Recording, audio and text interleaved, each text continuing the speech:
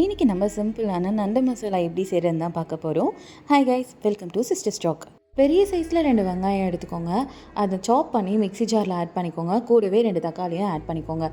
இப்போ நம்ம இதை ஃபைன் பேஸ்ட்டாக அரைச்சிட்டு கடாய் காஞ்சதுமே எண்ணெயை ஆட் பண்ணிவிட்டு கூடவே நம்ம சமைக்கிற ஸ்பைசஸையும் ஆட் பண்ணிக்கோங்க, ஜஸ்ட் ஃபார் ஃப்ளேவர். இப்போ அரைச்சி வச்சுருக்க வெங்காய தக்காளி பேஸ்ட்டையும் ஆட் பண்ணி நல்லா மிக்ஸ் பண்ணி விட்டுக்கோங்க.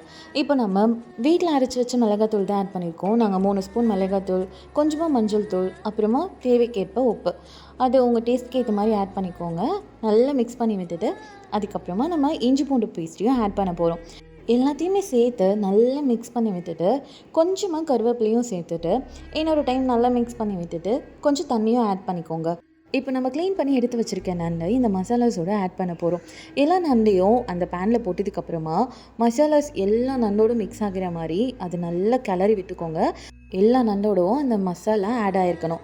ஃபைனலாக 2 க்ரீன் சில்லி ஆட் பண்ணி தட்டை போட்டு மூடி வச்சுக்கோங்க. 10 to 15 மினிட்ஸ்க்கு அது நல்ல ஸ்லோ குக் பண்ணிங்க.